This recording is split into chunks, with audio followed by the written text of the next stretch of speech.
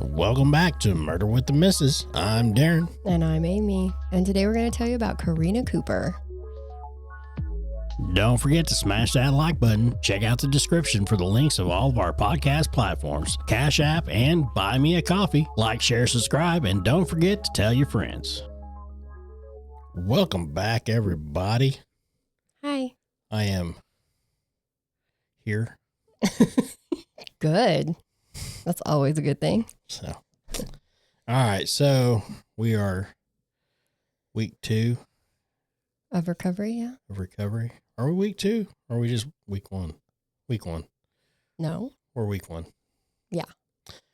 Week 1 of recovery. So we are doing things a little different. If you guys didn't watch the last 2 episodes, we're doing 1 episode per week on Wednesdays. We switched it to Wednesdays, middle of the week. Yeah. So anyway, we'll get to it. All right. Let's do it. Let's do it. So we're going straight into trial on this one. The trial just happened at the end of June into July of 2025. I am a binge watcher for TV shows and trials, so I binged this trial. And it was a case out of Iowa where 48-year-old Karina Cooper is on trial for first-degree murder. The state says that Karina and her lover, Houston Danker, conspired to kill her husband, 42-year-old Ryan Cooper. He was shot twice in the face in the very early morning hours of June 18th of 2021 while he was sleeping in his recliner in his house, while Karina and their 3 kids were also home and sleeping. Coming in hot. Yeah, no time to waste. Karina called 911 at 4:33 a.m., and you couldn't make out hardly any words. She was hysterically screaming. Luckily for the 911 dispatcher, Ryan's brother Aaron had called 911 a minute later at 4:34. Karina had called him first, saying that someone was in the house. Now, he lived less than a mile from Karina and Ryan, so he jumped up, grabbed his 9mm, and headed to their house, just wearing pajama pants. He didn't even put a shirt on. He called 911 on the way, and you can hear the dispatcher say that they have a hysterical woman on another call that they can't understand. So he was able to give them information like, the address to send an ambulance to. Important information. When he gets to the house and first responders arrive, Ryan is in the recliner and Karina is on top of him, and she had smeared blood all over his face. So they couldn't immediately tell what was wrong. Aaron had touched him to check for a pulse when he got there and couldn't find one, but he said that Ryan wasn't warm. He wasn't cold. He just wasn't warm. So he was already gone, but not for very long. Police did testify that they noticed the blood had already started to coagulate on the floor, though. So maybe she didn't call 911 immediately? Right, and that's a hot topic. Okay. Time of death is not something you're going to hear in this case. This is something that no one was able to pin down. I mean, they have a general time frame, but they can't tell which end it's closer to. You know what I mean?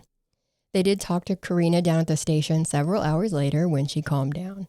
She tells them that they went to a ball game for one of the kids, stopped and picked up pizza for dinner, and came home. Everyone ate dinner and showered. She was the last to shower, and then she went to bed around 9 or 10 p.m., and she read a book on her Kindle. She had the 2 youngest in the bed with her, along with the dog at the foot of the bed. Her oldest son, who I believe was 12 at the time, was sleeping upstairs because this is a story-and-a-half house, but he watched TV on the couch with his dad, and then he ended up going to bed upstairs. According to Karina, Ryan is usually up and down throughout the night, and he snores, so he usually sleeps in the living room in the recliner. He has for about 4 years prior to this, so that's where he was. At about 11:30 or midnight, she gets up to use the bathroom, and she says the living room TV is on, and she can hear Ryan snoring. So she goes back to bed and wakes up again sometime. She said usually she gets up around 3 a.m., but this time she didn't look at a clock or anything, so she didn't know exactly what time it was. But the second time she got up, the TV was now off, but Ryan was still snoring. She goes back to bed, and she wakes up hearing a crash sometime later. Now, a couple of days before that, the shower caddy had fallen in the bathroom, so she thought that's what it was. But she checked the bathroom, and the caddy was still in place. So she went to the kitchen and looked out the window, but didn't see anything. She swears she heard Ryan snore, and she was annoyed that the crash didn't wake him up. She goes into the living room and turns on a lamp. Now, she may have grabbed his toe. This is what she tells them in her first interview. That's usually how she wakes him up. But as she got closer, she saw that there was blood everywhere, so she screamed loudly. So she didn't hear him snoring. She later said that it was like a single snore that she heard. But it was the screaming that woke up their oldest son, who ran downstairs. And he ended up sliding on the blood that had pooled on the floor next to the recliner. Karina, thinking that someone is in the house, tells him to go into the room with the younger kids. She goes in there and calls Aaron, telling the kids to only open the door for her or Aaron, nobody else. And she tries to get her gun. Now, the gun is something that she says she has never shot before and doesn't know how to use. So it's in like a handgun safe, but she couldn't get the safe to open. So she goes and lays on top of Ryan. She was asked about how their relationship was. She said it was a good, normal relationship. They had no big problems that would end it. But while they take a break during that police interview, Aaron tells the police to ask her about Houston Danker.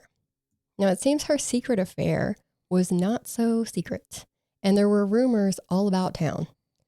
So they ask her, and boy, was she offended.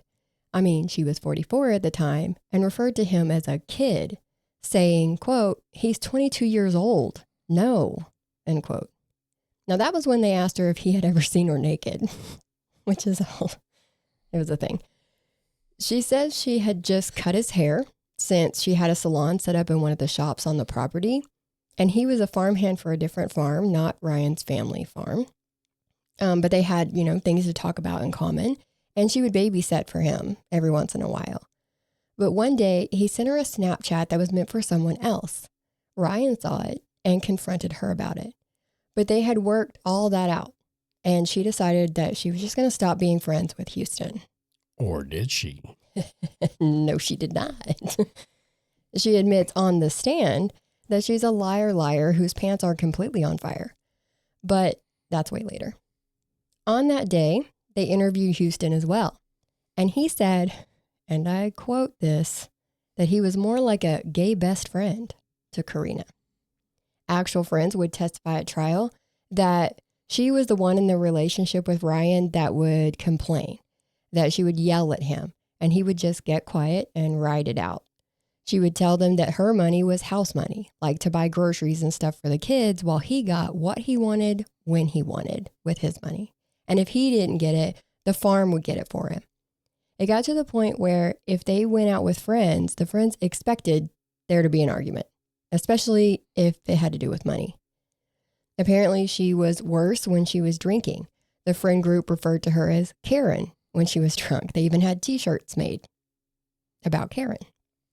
One friend testified that during one particular argument, Karina said she fucking hated him and would shoot him in the face. Lady? She apparently also liked to do projects, but with her lack of money, they fought a lot because Ryan didn't want to have to foot the bill all the time. She was racking up credit card charges, and they even brought in her banker to testify that her bank account was regularly overdrawn, and she had quite a few overdraft charges every year. Yeah. Well, you'd think she'd stop doing projects. You would think, but no. And they lived in a nice house. Like, his family owned a farm. They owned multiple houses. They paid everybody's cell phone bills. Like, they all lived in the same area because they helped each other farm. It was just a nice setup. And when you see, if you see crime scene photos where they took pictures of the house, it's immaculate. Like, the shop is nice. Everything's nice. But you can see too that like the floor in the house was down to the subfloor at the time of the shooting because she had been painting and was trying to recarpet. And they brought up that the outlets weren't covered, things like that, little ongoing projects she would do and leave half done because they'd then fight about the cost to do it. And let's go ahead and talk about that crime scene. The only gun there that was out when the cops got there was Aaron's 9mm. They did open the gun safe and it had Karina's gun inside of it. Apparently, she was unable to open it with the fingerprint scanner, but the cops were. So I had to Google, and I think I talked to you about this. On some of those handgun safes, if you don't set your fingerprint on it, then any fingerprint will open it until you do. Mm-hmm. So keep that in mind if you plan to buy one. Go ahead and set that fingerprint scanner up pretty quick. But at the house, neither one of these guns appeared to have been fired. So maybe it was a break-in or a robbery of some kind. But there's no signs of a break-in. You know, you look for damaged doors, windows, things like that. There's none of that. His wallet and a tablet were on the end table by the recliner. A tablet was on the kitchen table, and there was cash on the kitchen counter. There was a Michael Kors wristlet thing on the back patio outside, and they bring that up a few times in trial. But in the building or garage were his nice truck, a snowmobile. He had a safe with guns in it. All of it's still there and untouched. So this doesn't look like much of a robbery. So nothing was stolen? Not a thing. I mean, you've got cash laying there. It's still laying there. Like, that's easy to just grab and go. It just looked like someone came into the house just to shoot Ryan. There was a door right behind the recliner. You can see it in that bottom right picture on the thumbnail. The recliner's right there, and that door is literally right behind it. Police had to unlock that door to open it when they were there, right? Not a big thing. So explain why there was blood spatter on the inside edge of that door where the door meets the door jamb. That's on the picture on the bottom left. That's the door jamb when they open it and there's just spatter. It's also on the outside of that door. So that means that that door was open when he was shot. Then it was closed and locked. There were blood stains down the stairs outside of that door and a bloody shoe print on the gate for the stairs. So someone with shoes on that have a diamond pattern on the sole walked in that blood or had blood on the bottom and left out that door. But something I don't understand is, how do you get a bloody shoe print only on the gate? Not leading up to it, not leading away from it, only on the gate. If someone could explain that to me, I would greatly appreciate it. This is also something that was brought up by Karina's defense attorney in trial. No one has an answer for it. Yeah. Also found in the living room was a single .22 caliber long rifle shell casing. So 2 shots, but only 1 casing. And they found a box of .22 long rifle shells in the garage safe with those guns, but it was a complete box. There were none missing. Another weird thing is that pool of blood that was on the floor next to the recliner. There was testimony that he was shot while he was laying in the recliner in a reclined position. When police arrived and Karina was on top of him, he was in the recliner in a reclined position. But there was no blood down his arm or down anything like of the chair that would say that it trailed away from his wound and then off to the side onto the floor. So he had to be laid over at some point. That's what the experts say. Yeah. That he had to be repositioned at some point, and he had to be laid over, or even his head just tilted over the edge to where that blood had time to pool. And it would have to be for a significant amount of time for there to be a pool. Now, before we get into the next part, I think that we need to go ahead and hear from today's sponsor. If you're in a heated argument with your dryer, don't worry. You'll both cool down eventually. Or maybe you just need a washer and dryer. Don't get agitated. Take a load off. Get your laundry set from My Laundry Solutions and let them iron out your problems. If you live in an apartment, get your set from them. They service them, and they have locations in Texas, Oklahoma, and Missouri. The most recent area is Lubbock, Texas, around the Tech Terrace area, with more locations coming soon. So give them a call today, 800-535-4411. Or go online to mylaundrysolutions.com. And let them wash your troubles away. Give them a shout today. To wash your troubles away. Ooh. Nailed it. Nailed it. Now let's talk about my favorite part of trials. Digital evidence, cell data, Google searches, locations, all the important things. And it was the Snapchat for me on this one. What stood out in this case were the messages. Snapchat is user-driven. You can set your messages to delete when you want or not to delete, like whatever you want to do. And they're deleted from your Snapchat, and then not too long after, They get deleted from Snapchat's servers, but they aren't always gone forever. And that's what happened in this case. She thought they were deleted, but they weren't. Yeah. Now, her and Houston had been sending sexy messages. I know you're shocked. She texted him talking about Ryan, saying, quote, fucking hate him, quote. They talked about vacationing together and how different it would be if it was the two of them instead of her and Ryan. She referred to her kids as his kids, like he was their daddy, and referred to Ryan as the sperm donor. She talks about wanting to be pregnant by his baby or with his baby by this time next year. And if surgery doesn't work, they'll try IVF. And then she had to explain to him what IVF was because he didn't know. They talk about touching each other's private parts. I'm not going to say the words. But they texted other shit too. Like 1 minute after sending a sexy message, she sends, quote, here's hoping for a rogue semi today. Big accident. No survivors, end quote. And that she doesn't want to wait another summer. Now, these were in the months leading up to the shooting, by the way, so keep that in mind. But it wasn't all rainbows and sunshine. Just 5 days before the shooting, she says Houston was belittling her, turned his anger towards her, and made her feel like a piece of trash cheater. Well. Girl, you're a cheater. Why are you so mad? Then the day before the shooting, she is referring to herself as his wife, and he says he will be sleeping with his hand on her crotch very soon. But he used a different word for that. And the poor digital forensic lady on the stand had to read these messages in court word for word. So it's clear that they were more than friends. But adultery and murder are two different things. The snappy chats from the day of the murder are what we need to know about. At 3:31 a.m. Now remember, this is the day of the murder. It's heart emojis. More than fucking life. Forever. You know, they're going back and forth like this. And then Houston says, quote, more than anything. Okay, babe. Phone's going down. Send me something after I leave your house to then wait for me to open it. Deal? And she responds, deal, with a kiss emoji. And that's an hour before she calls 911. Right. She called at 4:33 a.m. So Houston also messaged her at 3:31 because they are rapid fire messaging. He says, quote, remember those casings. Fucking remember those.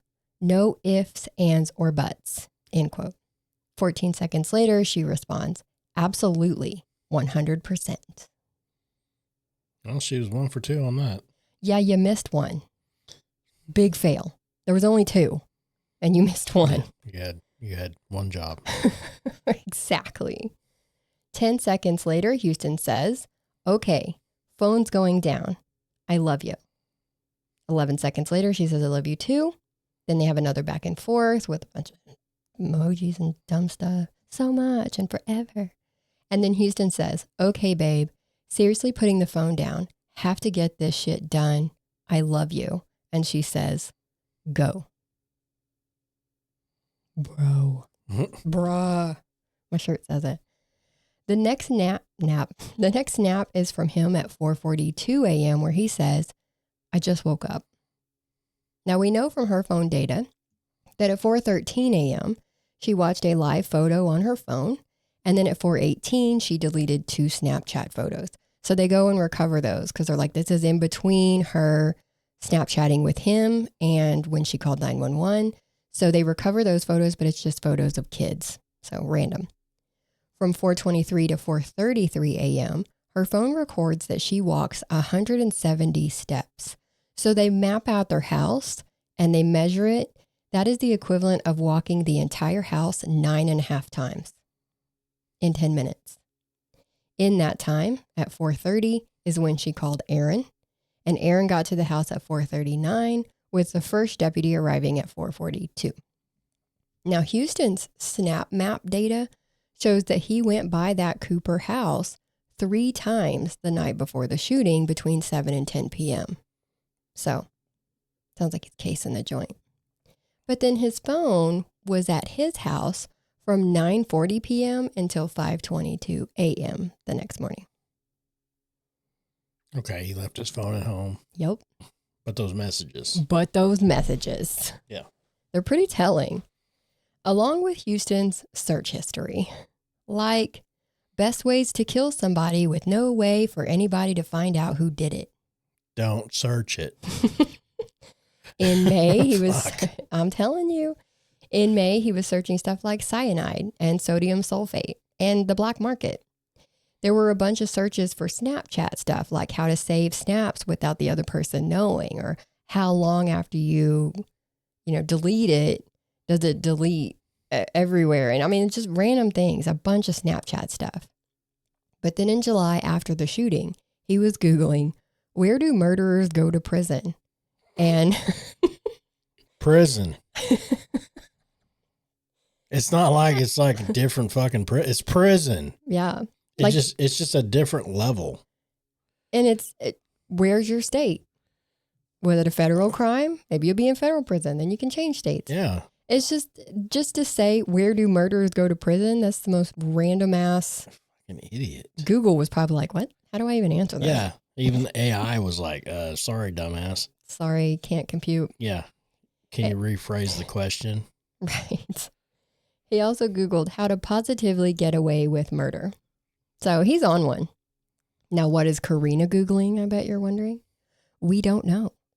Her history from February 13th to June 1st of 2021 was non-existent.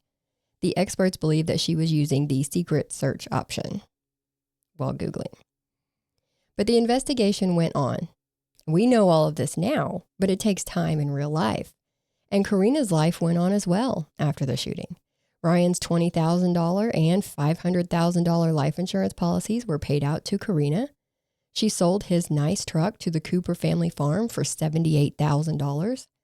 She sold his share of some farm equipment. So he went in halves with somebody on some farm equipment. She sold his half back to the other owner. She moved to a different house owned by the Cooper family farm. And she opened a second business that Ryan and her had been arguing about before his death. He didn't want her to open it. She did want to open it. He's gone now, and she's in business. Did her and Houston get married? No, quite the opposite. They broke up. Oh.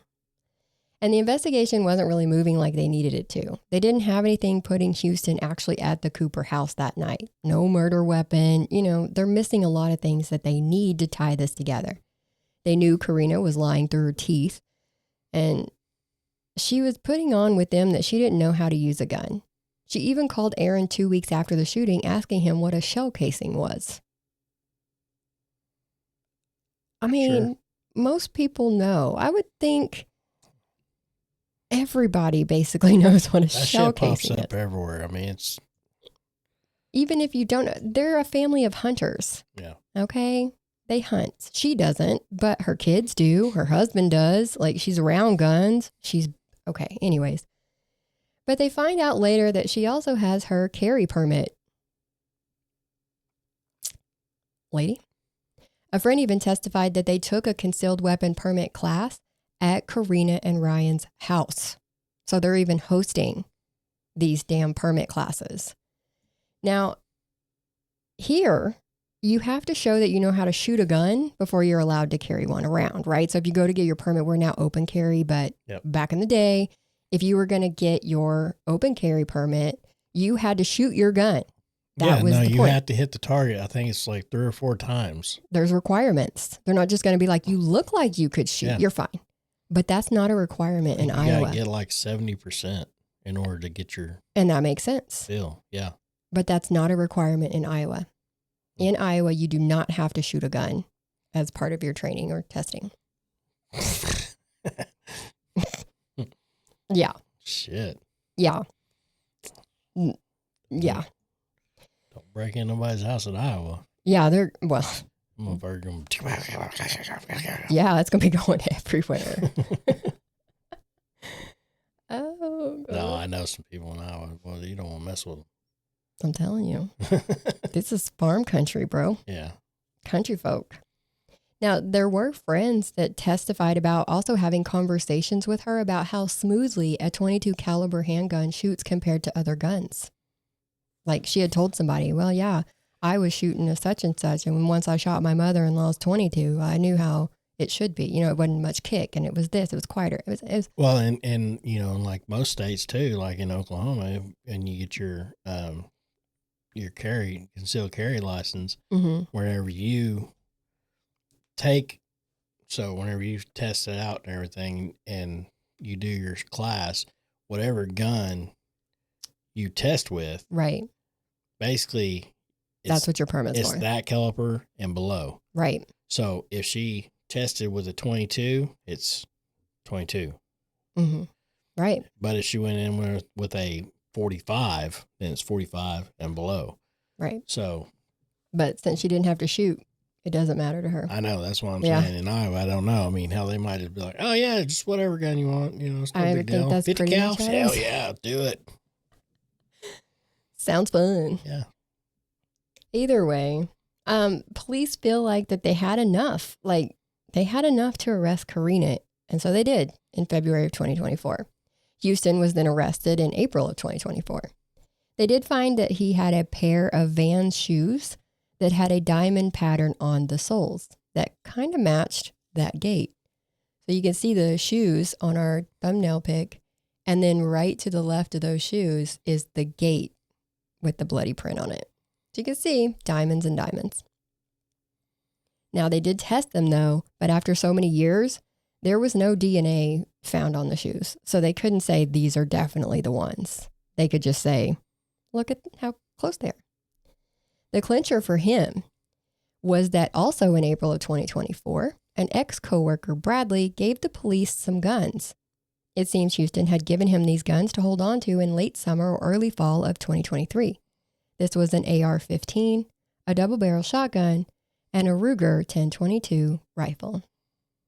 They were able to take that rifle and that one sole shell casing from the Cooper house, good job, Karina, and prove that that shell casing was shot through that rifle. Yep. Every gun has its own fingerprint. It does.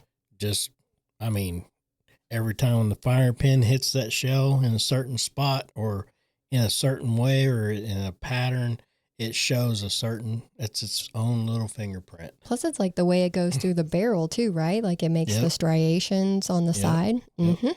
Yes. Yeah, it just depends on how the rifling is and all that stuff. I mean, it's just, yeah.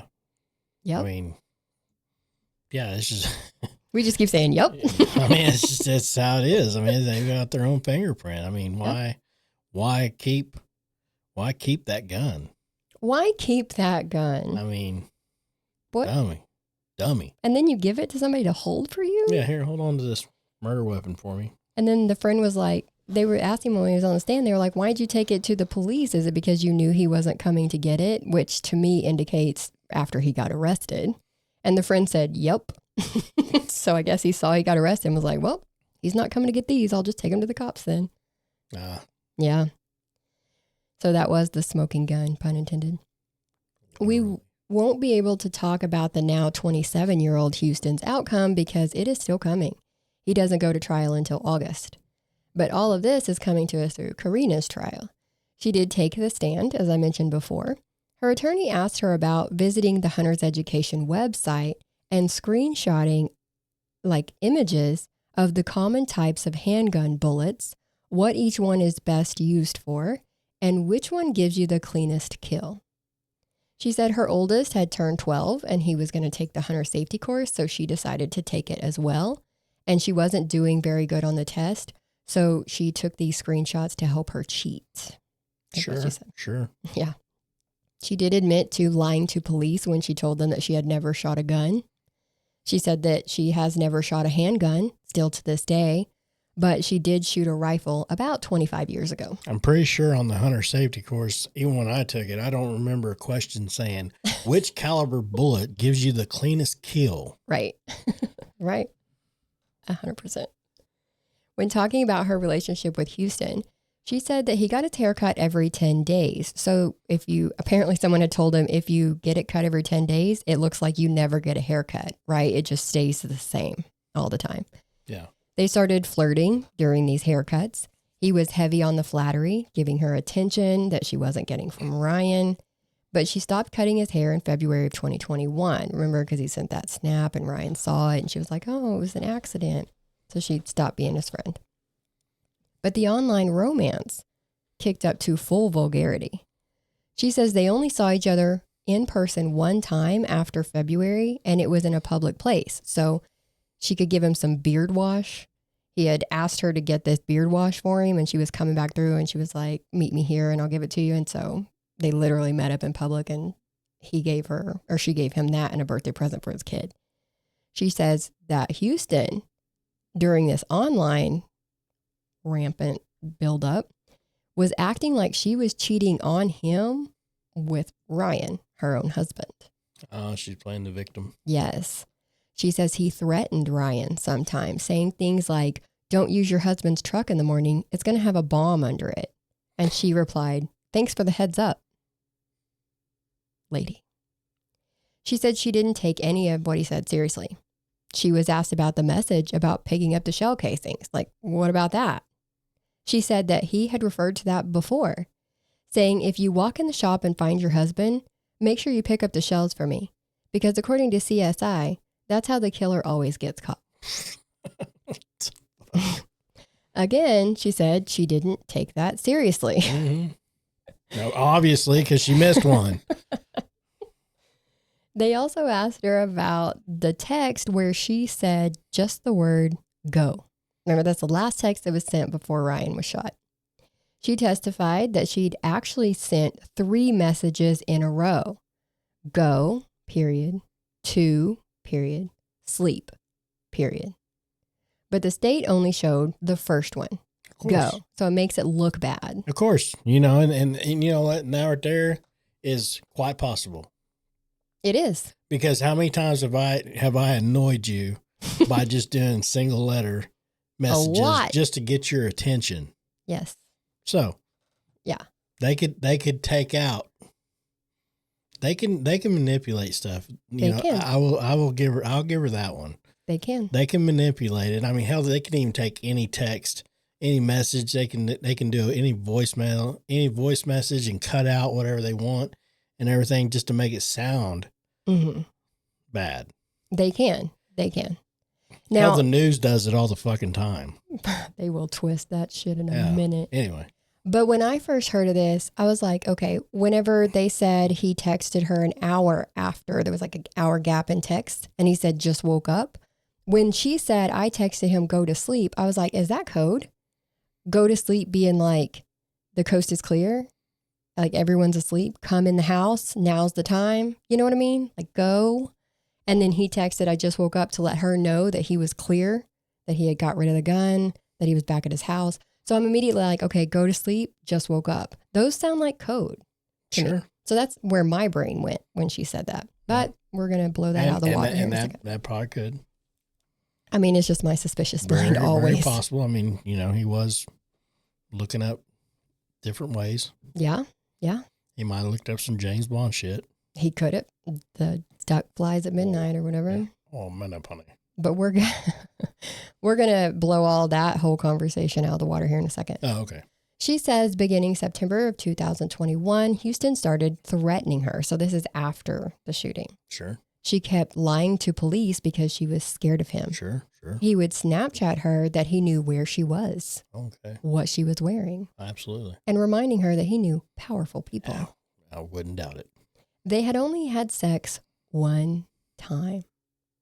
Must not have been that good.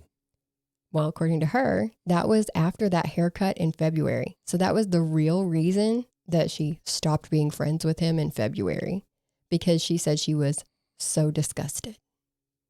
And that was it. Now, not necessarily disgusted like he's gross, but disgusted like I just slept with somebody that's not my husband. For what? He's not even a good guy. Like, what am I doing with my life? The prosecutor asked her about her saying that she would shoot him in the face. Remember, my friend testified. She said she denies that she has ever said that. So he's like, oh, okay. Did Karen say that? And I was like, burn. She said no. She's the only witness that the defense called. So once she was done, that was it. The state called the digital forensic investigator who did those text message evidence. They called them back as a rebuttal witness. And the state asked her if the messages that said, or if that message that said go was followed by any other messages, like saying to sleep. And she said, nope, they were not. She said go was the last message that was sent at that time. So this is why I love a rebuttal witness, because she got up there saying, oh no, I said go to sleep. And then this lady comes in and says, you did not. You said go. And that was it. Yeah. Now I'm going to believe the expert, but there was a message too that she talked about that Karina sent to Houston at 4:21 a.m. that could not be recovered. So she points to that. She's like, I can't even see when a message was sent, even if it's deleted and I can't see what the message said. I can still see that a message was sent. And there was nothing after go until 4:21. And I need to know what the fuck she said at 4:21, because that's before she called Aaron and before she called 911. So what did she say to him? Probably, I'm about to call 911. Heart emoji. Heart. Yes. So in... Was it heart? Now in Sir rebuttal, so this is the defense's own people, they called a digital forensic examiner. But it was pretty much the defense asking if the missing Snapchat messages, the to sleep, could be from data loss. Well, yes. So the state said, could it also be from someone deleting incriminating evidence? Also, yes. The state was on it on this one. So the jury deliberates for just under 3.5 hours and comes back with a guilty verdict. Of course. Because they say, in the closing argument, they tell the jury, they're both charged with first-degree murder, right? And they're both guilty of first-degree murder. Yep. If they both knew about the murder before it happened. So Karina being complicit, Karina being not assisting, but abetting. Mm-hmm. She knows it's going to happen. She does nothing to stop it, and she covers it up, and she's part of it. So she can also be tried for first-degree murder, and they found her guilty of first-degree murder, even though they don't know if she pulled the trigger or not. Nobody knows who pulled the trigger. Just saying. She will be sentenced at a later date, but she is allegedly getting life. Like, that's all I've been seeing is that it's a standard life sentence. So I don't know why they make people wait. That's another thing that the judicial system does. They're just trying to collect more money. Yeah. But after those Snapchat messages, I think the jury got it right. What say you? And they could say, oh, no, we're not trying to collect. Yeah, you are. You're getting more court fees. You're getting more, the attorneys are getting more money. I mean, Yes. Everybody's getting more money. Whether you want to say, no, I'm not, or whatever, in some way or form, you're getting more money. That's why you guys push this shit on. I was not a fan of her attorney. She was off to me. I don't know if it's nerves or what. The way she talked in her closing argument was weird. But once they said guilty, Karina stands there crying. Like, she cried through a lot of the trial, but she's standing there crying. There's not a single handshake, pat on the back. Her attorney literally looked at her side-eyed 2 times that I saw before they put handcuffs on her, and they were gone, like completely away from her. It was just the weirdest thing I've ever seen. They probably just did their job. They tried to defend her and was like, did what we could. Because there's no defending all that evidence. No, they already knew they was beat. Yeah. But yeah, they still could have been like, sorry, girl, we tried to warn you. It's not going to go right. I mean, yeah, you can only do so many searches. Right. You can only send so many snappy chats and think you deleted them. So what she did was she had them set to delete off her Snapchat, but your phone still records it. So they didn't get the information from these Snapchats from Snapchat. They got them from her cell phone carrier. Oh, gotcha. Yeah. And she didn't know that could be that way. So that's what got her caught. But anyways, you think it's right? You good? Oh, yeah. Any final thoughts? Nope. Guilty. So I will, that was, just cut that noise. I will definitely update when Houston's trial comes to be. I doubt we have very much more information because a lot of his stuff came out in this trial. But if we do, we'll definitely be sure to update. If not, we'll just give you the verdict. But if you like our content, please make sure to like, share, and subscribe. And as always, make sure you guys tell your friends because they deserve to hear us too. Until next time, we'll see you. Bye.